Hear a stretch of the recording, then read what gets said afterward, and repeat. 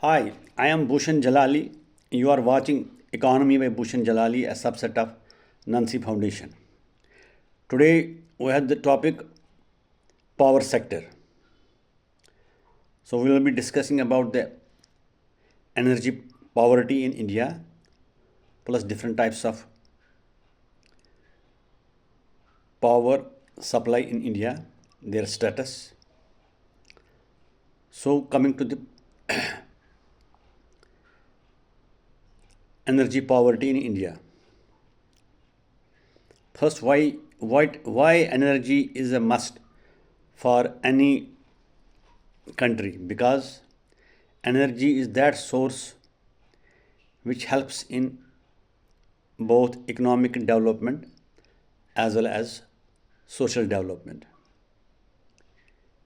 When we talk about economic development, it means our entire industrial sector.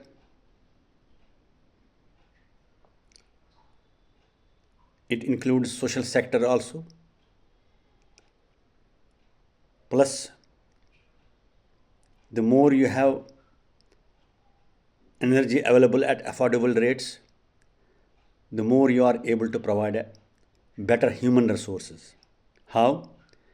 Because lack of energy, lack of electricity, lack of power, it deprives our human resource from education as well as health. So, energy is having a multifaceted outcomes. Fine. Now, how can we gauge it? How can we measure it? The best way to measure the efficiency or availability of energy is the per capita energy consumption in a country. In a layman's language, our in India, our energy consumption per capita is almost one third of what is in China. And China is one third of what is available in USA. And USA is still lesser than what is available to Canada. So we can understand that per capita consumption of electricity is very less. That means we are deprived of use of this quality energy in our homes. Fine. For the purpose of comparison, I will just share with you the data so that you can have a first hand idea about the energy poverty. I have the data, this is as on 2017. Per capita energy consumption in India was 1149 kilowatts per annum.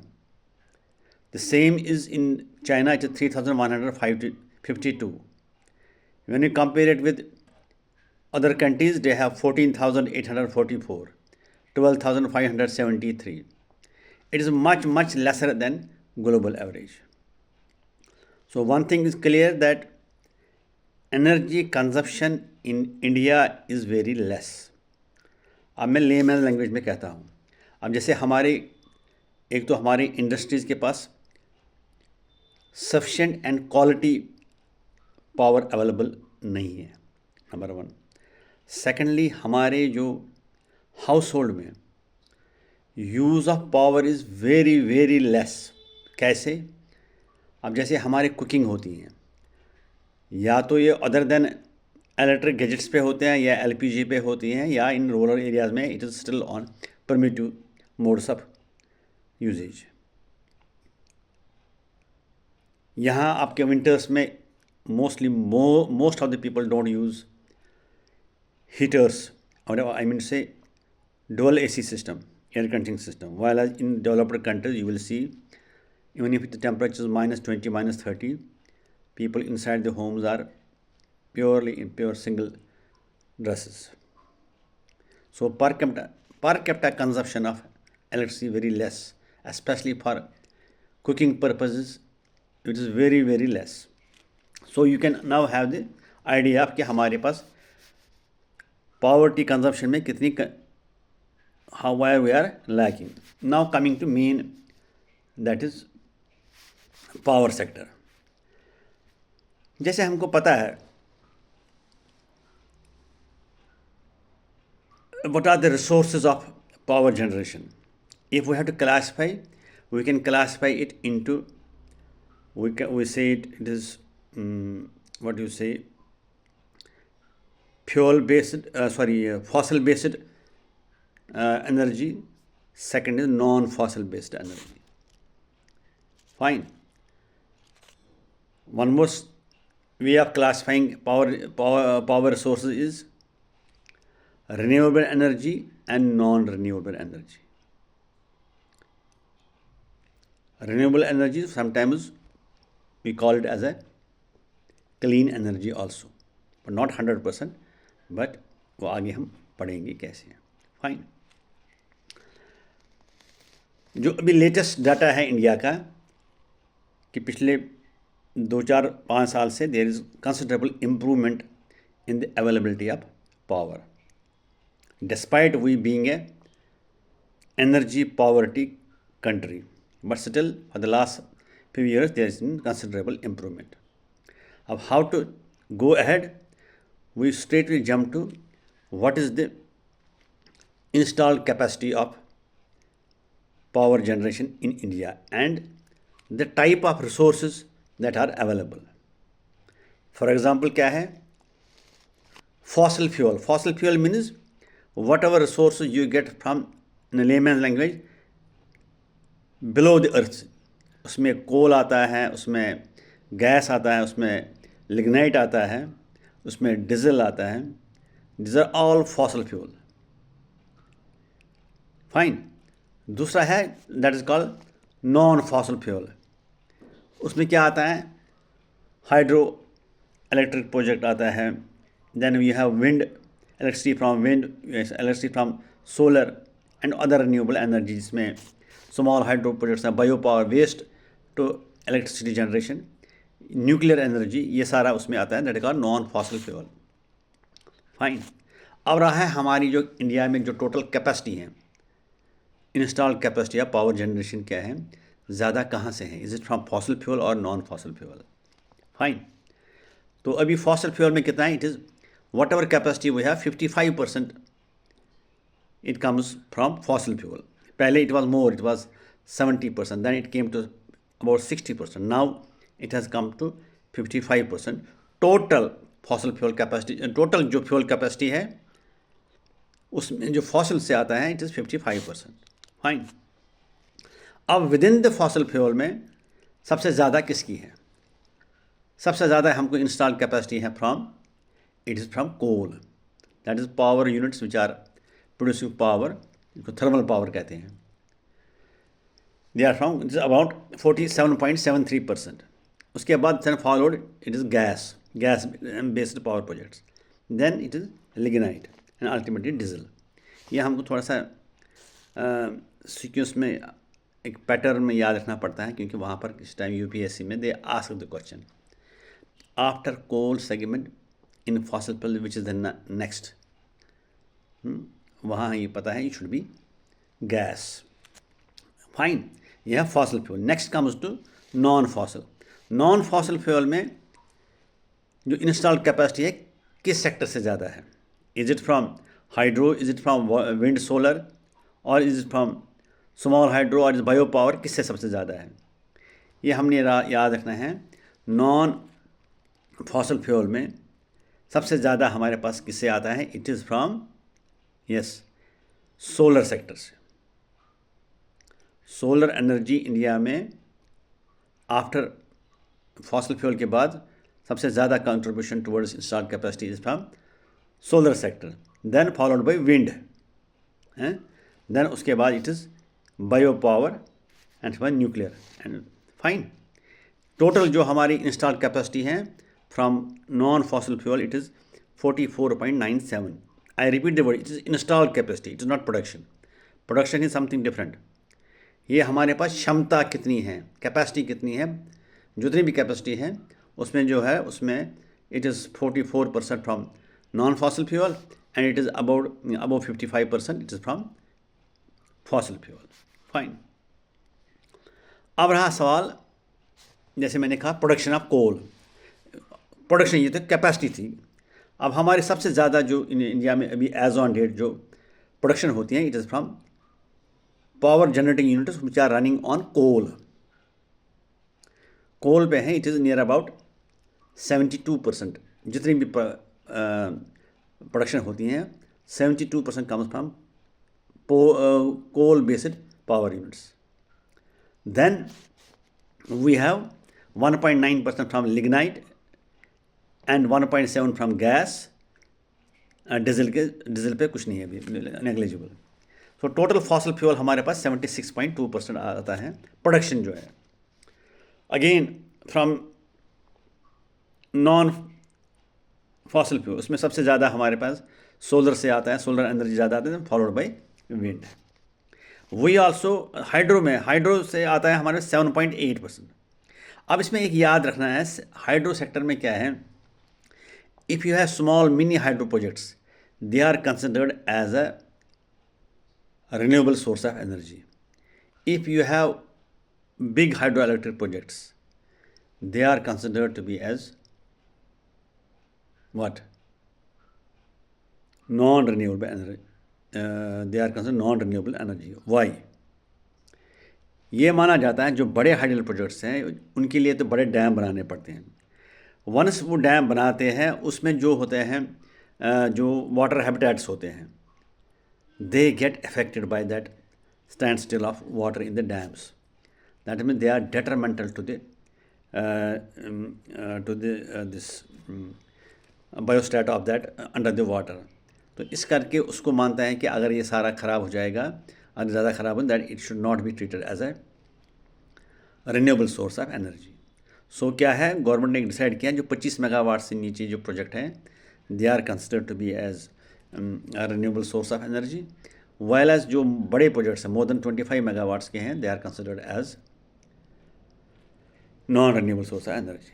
We also import and we also export power to Bhutan. ठीक है, ये याद रखना चाहिए। Fine. अब जो latest data हमारे पास है, थर्मल पावर से 60 to 70% हमारे पास है, न्यूक्लियर पावर। अच्छा, अब है दूसरा चीज़ क्या है, प्लांट लोड फैक्टर। अभी हमने बात पहले की किसकी, हमने किया है कि कैपेसिटी कितनी है, फिर हमने देखा कि प्रोडक्शन कितनी होती हैं। अब है एक प्रोजेक्ट, एक पावर प्रोजेक्ट या पावर यूनिट, अगर इसकी कैपेसिटी है से 100 मेगावाट्स प्रोड्यूस करने का, क्या ये 100 मेगावाट्स प्रोड्यूस करता है कि नहीं? अगर कम करता है तो क्यों करता है, वो अलग कंसर्न है। हमारे कंट्री में देखा गया है जो हमारे thermal power which run on coal and lignite, they have the plant load factor to the extent of 69 to 70%। यानी कि जितनी उनकी कैपेसिटी है, अगर उनकी कैपेसिटी 100 यूनिट्स हैं, they are producing only 69 to 70%। So आगे हमने पढ़ना है वाई, अगर उनकी कैपेसिटी ज़्यादा पावर प्रोड्यूस करने की, वाई दे आर प्रोड्यूसिंग, कम क्यों करते हैं? ये जितना वो करते हैं that is called plant load factor. Plant पे कितना लोड है, कितना वो प्रोड्यूस करते हैं। इसमें हमारा थर्मल में है इट इज़ अबाउट 70%। अब न्यूक्लियर पावर में हाइस्ट है, इट इज़ 87%, अबो 80% न्यूक्लियर पावर में प्लांट लोड फैक्टर उसमें। अब रिन्यूएबल एनर्जी याद रखना, renewable energy although it is cheap as compare to thermal power, but इसमें क्या है, इसमें है जो प्लांट लोड फैक्टर है इट इज़ ओनली 30%। आप कहेंगे कि अगर इसकी से 100% ये 100 यूनिट प्रोड्यूस करता है, ये क्यों 30 करता है, वाई? इसका कारण मेनली हम आगे पढ़ेंगे। मेनली उसमें क्या होता है, सिंस हमारे जो रिन्यूएबल सोर्स हैं वो ज़्यादा थर्मल या सोलर एंड विंड पे चलते हैं, so they are dependent mostly on availability of sunlight and the required wind. किस टाइम क्या होता है, because of some geographical changes या कुछ ऐसा, इट इज़ लेस अवेलेबल और not available, with the result जो इनकी क्षमता है, जो उनकी कैपेसिटी प्रोड्यूस करने उससे कम करती हैं। अभी एज ऑन डेट इसका जो विंड एंड सोलर पावर का it is capacity it is 30%, plant load factor it is 30%. Fine. अब है वाई रिन्यूएबल, ये प्लांट लोड फैक्टर क्यों कम है. कम ये जैसे मैंने बताया है कि जो इसका जो रिन्यूएबल सोर्स ऑफ एनर्जी है उस पर किसी टाइम विंड और सनशाइन अवेलेबल नहीं होती है, कम होती है. विद द रिज़ल्ट हमारा ये कम प्रोड्यूस होता है. ऑल्दो इट्स रिक्वायर्ड कि ये कंटिन्यूसली चलने चाहिए, क्योंकि अगर ये हमारे पास रिन्यूएबल एनर्जी कंटिन्यूसली और ज़्यादा अवेलेबल हो तब हमारा जो demand on this fossil fuel specially on coal, thermal powers run on coal, उस पर कम होनी चाहिए, क्योंकि वो क्या है उसमें एनवायरमेंटल इम्पैक्ट बहुत ज़्यादा है. प्लस हमको despite we are having sufficient source of coals reserves in India but still we are compare to import. So अगर हमारा जो renewable source of energy specially wind and solar हो ज़्यादा तो हमको उस पर डिपेंडेंस कम रहेगी. अब दूसरा फैक्टर है financial health of discoms. Discoms क्या होता है? डिस्कॉम्स होते हैं डिस्ट्रीब्यूशन कंपनीज. इसमें एक चीज़ याद रखना चाहिए, पावर सेक्टर में कौन कौन से क्या कहते हैं इसको स्टेक होल्डर्स हैं. एक स्टेक होल्डर है कि जो माइनिंग वाले, who mines the coal from the mines, number 1. दूसरा है पावर प्रोड्यूसिंग कंपनीज, जो पावर प्रोड्यूस करते हैं, चाहे थर्मल हो चाहे रिन्यूएबल हो. तीसरा है ट्रांसमिशन कंपनीज, जहाँ पावर जनरेट होता है तो by use of transmission lines एक स्टेट से दूसरे स्टेट तक, एक ग्रिड से दूसरे ग्रिड तक, ये अवेलेबिलिटी कैसी है, हुआ 2. तीसरा है आपका ग्रिड स्टेशन. पहले इंडिया में क्या थे, अलग अलग ग्रिड थी, north south east. With result क्या होता है, ग्रिड होने का क्या फ़ायदा होता है. सपोज़ गर्मियों में नॉर्थ में गर्मी बहुत ज़्यादा पड़ती है and you require huge amount of electricity power. At the same time उसी सीजन में कई ऐसे जोग्राफिकल एरिया है हमारी कंट्री में जहाँ उस टाइम पावर की सप्लाई ज़्यादा होता है और डिमांड ज़्यादा नहीं होती है, क्योंकि वो power that is available on the grid that is where they are connected. जब तक हमारा ग्रिड आपस में कनेक्टेड नहीं था तब तक वो हमारे we were not able to use that power. But for the last 4-5 years we have one national grid. एक बहुत बड़ी अचीवमेंट है.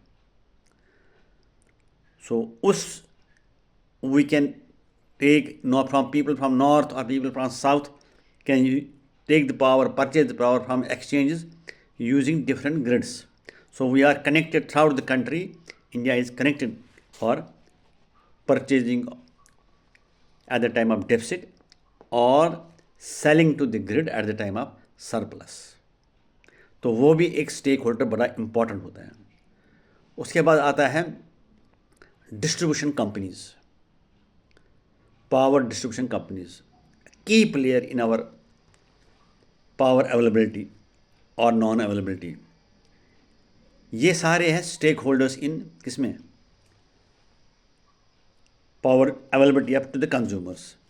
अब क्या है, जब पावर प्रोड्यूस करता है they sell it to the in the exchange. इसका एक जैसे स्टॉक एक्सचेंज है ऐसे पावर का भी मार्केट है, एक्सचेंज में वो पावर बेचते हैं जो हमारा पावर इतना है.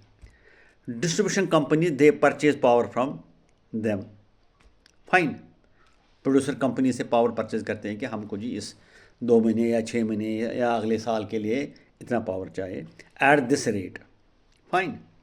अब प्रॉब्लम क्या आई है कि डिस्ट्रीब्यूशन कंपनीज, जैसे J&K में 2 डिस्ट्रीब्यूशन या मेनली 2 डिस्ट्रीब्यूशन कंपनीज हैं, जम्मू में एक है, श्रीनगर में एक है. दे purchase power from Delhi grid से परचेज करते हैं एट ए प्री डिटरमाइंड रेट्स. अब क्या होता है, जो पावर प्रोड्यूसिंग कंपनी है, these distribution companies they are running on loss. With the result they are unable to pay them the money and they stop selling more power, supply of more power to the state. With the result people face problems. अब रहा सवाल why these distribution companies are running on loss. उसका ये कारण है, जो distribution company ultimately they transmit power to consumers, consumer से वो रेवेन्यू लेते हैं, बिजली fees, they sell it at a cheaper prices. Why? Because the rates for the power supply to the consumers is decided by the local state government. They have political interests. Because of those political interests, they sell at a rates lesser than input cost, or sometimes they provide free of cost electricity to agriculturists, with the result, with the intention that state government will provide subsidy to those power distribution companies, where they delayed at many times. With the result, distribution companies are unable to procure more power at the same, and not able to pay for their already purchased power. Hence, they are running on loss. This is the main reason why our power system is not developed, or availability of power is less, or power availability is unaffordable. Fine. ये दूसरा क्या है, high generation cost. जब लो plant load factor होता है, suppose एक company को खर्च, जब पावर का कॉस्ट बनाते हैं वो, they take into consideration fixed cost and variable cost. अब फिक्स्ड कॉस्ट, चाहे आपने कम क्वांटिटी बनाई पावर या ज़्यादा बनाई, fixed cost remains the same. So once you are able to produce, you have a lesser demand, or you are not able to sell more. So आपका जो cost of production है, it gets increased. So economy of scale में आप use नहीं कर सकते हो उसको. So that is why the power available at that time is costly. So ये भी एक और रीज़न है. दूसरा है lack of, उसे कहते हैं PPA, पावर परचेजिंग एग्रीमेंट्स. क्या होता है, जो पावर प्रोड्यूसिंग कंपनी है, सपोज मैं कोई पावर प्रोड्यूसिंग कंपनी डालता हूँ, मैं ये हाइडल प्रोजेक्ट डालता हूँ यहाँ बारामूला में या किश्तवाड़ में. Okay, I am spending 10-15 crore रुपए में मिनिमम. अगर छोटा से छोटा प्रोजेक्ट बनाऊँगा 10-20 करोड़ रुपए लगता है उसमें. अब मेरे को पता है कि मेरा जो पावर बनेगा, इतना यूनिट बनेगा. आगे मेरे को ये कम से कम तो 5-10 साल के लिए तो मेरे को एग्रीमेंट होना चाहिए किसी गवर्नमेंट के साथ, किसी कंपनी के साथ, that they will purchase power from me. उसके कहते हैं power purchase agreement. This should be on long term. ये हमारे पास पावर डिस्ट्रीब्यूशन कंपनी के पास है नहीं, अगर है तो कम है. विद द रिजल्ट क्या है, हमारे जो मोर प्राइवेट सेक्टर या गवर्नमेंट वाले, वो they are hesitant in producing more power. When they have less in supply, तो नेचुरली रेट्स बढ़ जाती है. दूसरा है टेक्नोलॉजिकल एफिशिएंसी. हमारा क्या है, that is called technical and commercial losses बहुत ज़्यादा है. ग्रिड में टेक्नोलॉजी ज़्यादा, एडवांस टेक्नोलॉजी यूज़ नहीं होती है. ट्रांसमिशन लाइन्स में टेक्नोलॉजी अच्छी यूज़ होते हैं. We have lot of power outages.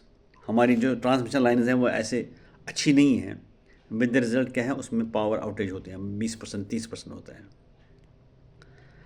Commercial losses क्या होते हैं, लोगों को पावर देते हैं, बिजली देते हैं, they don't pay the bills. There are cases of thefts, power thefts in the country. With the result हमारा जो ये पब्लिक डिस्ट्रीब्यूशन सिस्टम है, ये खराब हो गया, ये लॉस में हो गया. अभी क्या है, जो अभी गवर्नमेंट ने क्या रखा, कंडीशन क्या रखा है इसको, कि दैट ये जो पावर उसको कहते हैं aggregate technological and commercial loss जो हैं, ये पहले it was to the extent of 40%. Now it has gradually come down to around 16%. Target था इनका कि ये by 2025 it had to reduce to 15%. But still it is improving. तभी आप पिछले 2-5 साल से देख रहे हैं कि अभी पावर की availability it is comparatively better है. फाइन.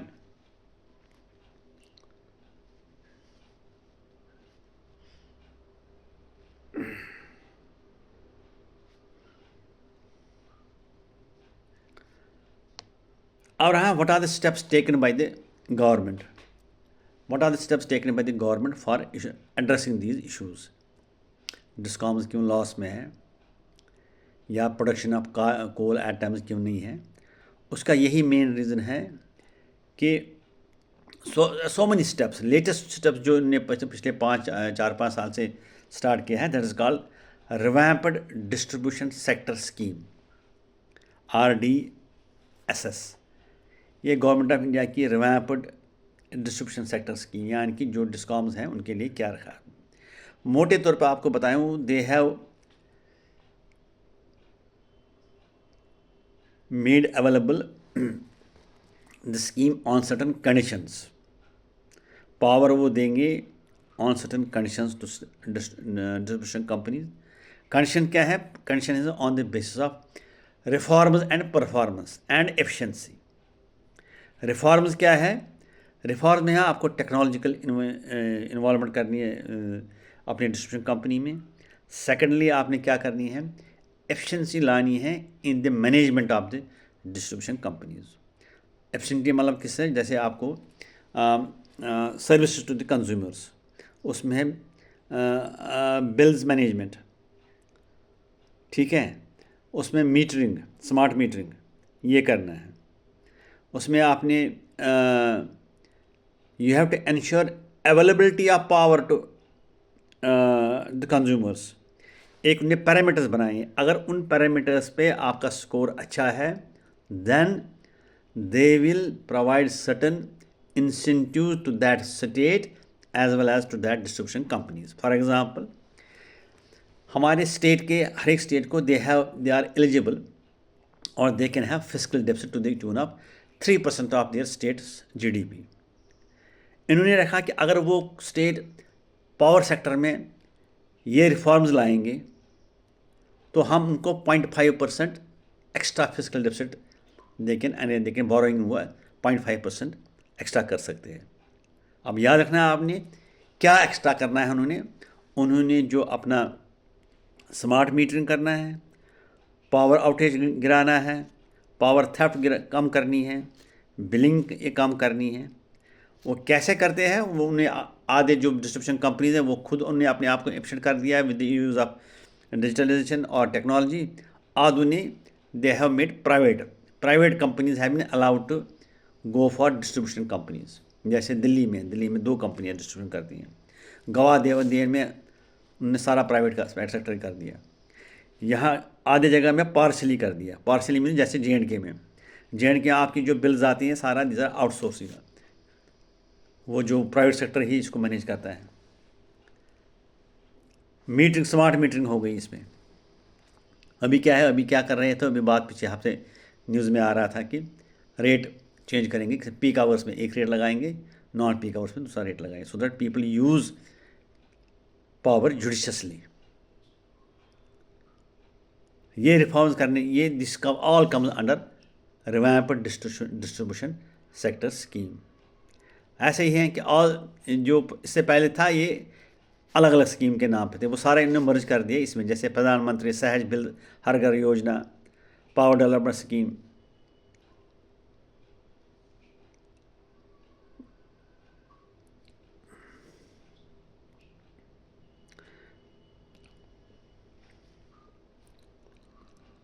Separation of feeders. अब जैसे पहले क्या होता था, जब पावर सप्लाई करते थे एक ही जगह से, एग्रीकल्चर सेक्टर को भी करते थे पावर सप्लाई एक ही जगह से, एक ही ग्रिड से करते थे डोमेस्टिक कंजप्शन के लिए भी। उन्होंने कहा नहीं, क्योंकि एग्रीकल्चर सेक्टर को हमने मुफ्त देना, अगर मुफ्त देना है जो करना है उसका फीडर ही अलग रखे। और रात के टाइम कोई एग्रीकल्चर में काम करता नहीं है तो फीडर बंद कर दिया, मामला ख़त्म। नहीं तो उसके बहाने वो लोग घर में भी यूज़ करते थे, वो तो उसमें वो एग्रीकल्चर सेक्टर में आता था, वो कहता है हमारे सब्सिडी मिलनी चाहिए। इनने फीडर ही अलग कर दिया। कहता है नहीं, अगर हमने एग्रीकल्चर सेक्टर ओके, उसके लिए फीडर ही अलग रखो। जो घर के लिए डोमेस्टिक पर्पज़ या इंडस्ट्री पर्पज़ के लिए है उसका 100% सब्सिडी नहीं है, तो उसके लिए क्या उन्होंने रखा, फीडर ही अलग रखा। उससे क्या हुआ, हमारे जो सब्सिडी एक्सपेंसेस वो कम हो जाएंगे। Private participation and competition in distribution, franchise model जैसे मैंने कह दिया।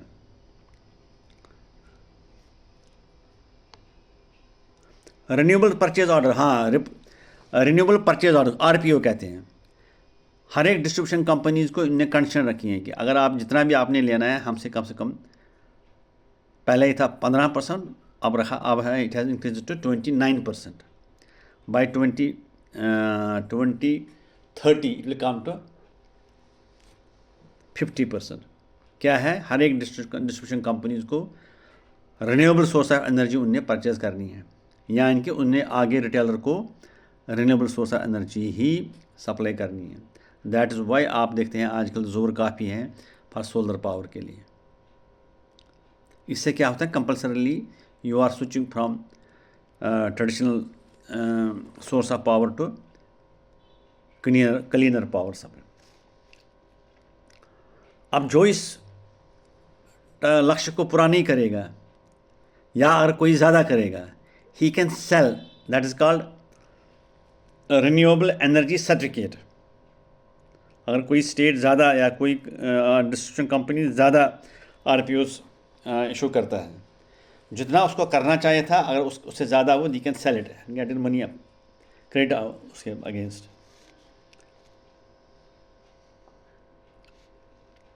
क्योंकि इंडिया की जो कमिटमेंट है कि हमारा जो है कि with this under Paris and Glasgow agreement, renewable purchase obligation of our distribution companies in India is 29%, and for the target for part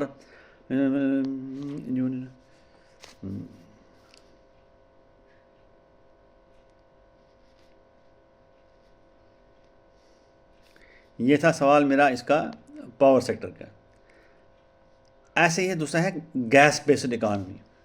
gas based में क्या हमारे जैसे लक्ष्य है कि जो हमारा जो गैस बेस्ड पावर सप्लाई हो, ये एटलीस्ट 15% आना चाहिए।